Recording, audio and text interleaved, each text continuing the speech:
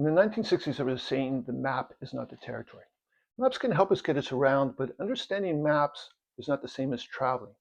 There's a sparse description. It doesn't really tell us what it's like to be someplace, to experience it. My name is Mark Adam. I'm an embodiment coach, and I want to use this idea of the map is not the territory to talk about psychological maps and definitions and how we're larger than them in themselves. So I think it's important it's an obvious fact, but it's important to go over that words and maps are symbolic representations. This might be an obvious fact that words are not the things in of themselves, but sometimes, just like understanding maps, we live in a thinking culture where thinking about ideas can give the illusion that we know something. And sometimes words can give us the sense that we know something when, in fact, all we have is a word. I remember in elementary school being told that birds fly south for the winter because of instinct. There's not really any information in that word instinct. It sounds like an answer. It sounds like you know something, but really it's just a word covering a mystery. And but we use words because they're important, and sometimes naming, unlike the word instinct, can be very powerful. Sometimes it can be like to name your experience, to name the elephant in the room, or to name right now, oh, I'm feeling really afraid right now. Just to name our experience can really clarify it and bring it into focus for us. But names can be, a little bit diffuse. Think of the word love. We apply the word love to so many different places. I love pizza. I love that movie. I love my girlfriend. And when somebody says they love somebody, we don't really know what they mean. Maybe they have a codependent relationship with them. Maybe they've idealized them. Maybe they are sexually attracted to them. Maybe it's a friend. Maybe it's family. We don't really know what does necessarily mean by the word love. And that word doesn't actually encompass the greater mystery of what love is. Because love really is a mystery. It's, that's why there's so many books and poems about it. And here's another place that, somebody can listen to a lot of love songs or read things about stories about falling in love. You really only know what love is when it happens to you, when you've fallen in love. You only know what a broken heart is like when it's happened to you. So, but words are useful, and I want to kind of go back and forth in this video between their usefulness and their limitations. And here's an example of a usefulness. Think of a child in elementary school that's kind of struggled, maybe falling behind, doesn't feel as smart as other kids, and doesn't really know what's going on. And then one day they hear they're dyslexic, and there's a bit of an aha moment. They have an understanding of what the difference is. And because people have kind of gone before them, they've mapped out the territory, they have a way to move forward. They have a way to kind of go, they know the territory they're in, and it's very useful. But other words can be a little bit more diffuse, like the word depression. Depression can mean a lot of different things. For some, it means an actual neurotransmitter imbalance. For others, it might mean more psychologically speaking, emotionally speaking, somebody who's internalized their anger, and they're kind of congested inside, and their emotional energies become kind of bound, and they don't have the energy for their life. They don't really have the wherewithal to meet the world. This is a different point. There's a memorable line from a movie. I've actually forgotten the movie, but I remember the line. But there's two patients in a hospital, and one says to the other, "Oh, honey, you're not depressed. You're sad." So that to say that we use the word depression in different ways. Carla McLaren, in her book, The Language of Emotions, talks about depression as a stop sign for the soul. It's a pulling back from life to kind of reconfigure our meaning, to find a new purpose, a new meaning. And this really kind of struck with me. It resonated with me because I've been depressed a few times in my life.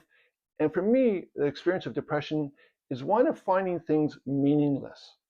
Things that had excited me, had me curious, had me interested, no longer had it. I'd lost my joie de vivre. I didn't see the point in a lot of things. And this especially happened to me about 10 years ago. I'd written a novel. I did a lot of work for a couple of years, and I wrote this novel, and I sent it out. And I got some, positive feedback from a few editors, but I realized it wasn't going to get published. And I kind of had a lot of hopes for this novel, that I was going to be able to quit my day job. I was going to move into a new phase in my life. And when I realized that wasn't going to happen, I got depressed, I think understandably so, but more, there was a need for me to pull back from my engagement, my orientation, and reinvent myself and find a new way to move forward. So, and I'm not saying this applies to everybody, that's not what depression is. That's just to kind of highlight that the word depression, it's not even a very good map of the territory because it can mean so many different types of topography. Another word that's a little bit like that is trauma. So on one hand, trauma means very specific instances. We can think of a veteran who has PTSD, who hears a car door slam and instantly crouches because they think they're under attack. There's a very real case of traumatic events that have had a lasting impact on somebody. A broader definition of trauma is any experience that overwhelmed us, that wasn't able to be processed. So we still kind of have that unresolved emotional energy within us that's affecting our lives now. And in that definition, trauma can be applied to a lot more things, to a lot more instances, and to a lot more people. And trauma can also be neglect. It took a long time for clinicians to get it recognized that trauma can be not what's happened, but what hasn't happened. A child that maybe, was fed, went to school, had a home, but really didn't receive the love, the attention, and the acknowledgement that they needed, and how that, especially at younger ages, how that had a lasting impact on their sense of self and how they are in the world. So this word trauma can apply to so many different things. And there's a little bit of a debate in psychology whether we should reserve that term for capital T trauma, instances of violation and accidents, or if it should be applied more generally to any kind of like unprocessed past experiences.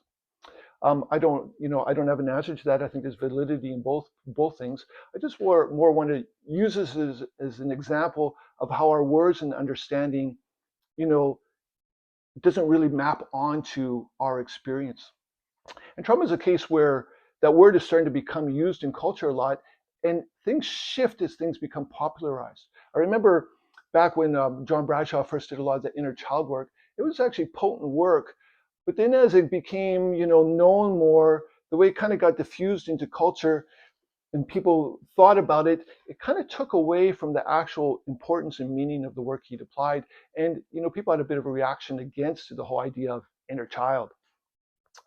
One other thing I want to talk about is diagnosis, because this is a big part of psychology. And sometimes a diagnosis, it really clarifies somebody's experience. It helps them understand who they are and how to move ahead, how to, really work with the way they find themselves. But for other people, a diagnosis can almost be like a life sentence. Their whole thinking kind of starts to revolve around a condition or an identity. And it's almost as if they shrink to fit the diagnosis. They shrink to fit that idea of themselves. And I just, we're much larger than any condition or idea. We're complex. We have all these different aspects to us. We're unique beings. And to go back to trauma, it's very important for people, for too many of us, to acknowledge that we were impacted by events in the past that still live within us that we need to resolve. But the healing of trauma is a resolution of that, a release of some of that holding, so that the old emotional energies and understandings and beliefs are no longer coming into our present life. There's a shift in our identity. And sometimes this can be difficult for people because they really have built their identity around their story. It's the way they've come to relate to themselves, relate to the world, how they present to themselves, the way they kind of exchange with others. And so it can be hard to let go of that identity. And here's one where embodiment can actually help. Because if our work is really about, viscerally feeling the changes within ourselves, we feel different, then old identities can more easily drop away because they no longer match our experience. So one last thing I want to talk about in terms of psychology, and that's Carl Jung. Carl Jung actually, he was a map maker extraordinary. He probably mapped the inner world more than anybody's attempted to. He really, was good at making maps, and he made a lot of maps, but he was very clear that maps were not the territory. He thought that all systems, all theories were going to be messy. They were never going to match our experience precisely. There was always going to be some places where they didn't quite line up, they didn't fit. And instead of thinking of this as a failure of our maps, he actually thought it was an important insight into the understanding that we are talking about something through representational language. It's a bit like that old story of the blind man and the elephant. One touches the trunk and go, oh, it's like a tree. One grabs the tail and it's like, oh, it's like a rope. One touches the tusk and it's like, oh, it's like a stone. With our psychological maps, we're touching a greater mystery, and they all kind of give us clues, but they're not the thing in itself. What's there is beyond our words. So all that to say, I think there's a limitation to maps, but they're still useful. We don't need to reinvent the wheel. We don't want to throw out maps. We want to use them. But there's a way to go back to how we can think about maps and think we know the territory when they're not the same thing. And I see this with internal family systems. Internal family systems is become widely known, which is a good thing. It's a powerful system. But it's something that's easy to kind of think about.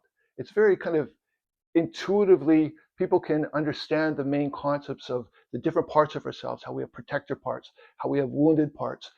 And you can think about it and you can think about the map, but it's not the same as traveling there.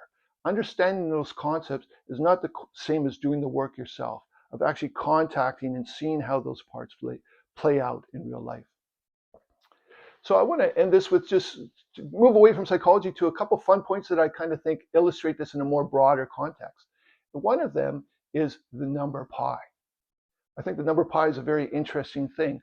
A simple mathematical relationship between the circumference of a circle and the diameter, when you try to get that ratio, you get this absurd infinite number. Infinite number goes on forever. That simple relationship cannot be locked down. We cannot find an exact match. It opens up to a mystery. I think that's beautiful. And another place that I personally like is, and not many people know, is that a piano is not perfectly tuned. A piano is not perfectly tuned because it cannot be perfectly tuned. Within the space of an octave, you can have precise mathematical relationships, distances between notes. But as you start to apply that, as you move into other octaves, they start to diverge and the notes don't line up. So a C note here is down a few octaves, is no longer a C note when you try to keep applying it. So I think this is very interesting, that the only way a piano can work is if it's not precise. And I like that. I think it's interesting. So I want to thank you for watching this video. I hope you've got a few ideas to think about.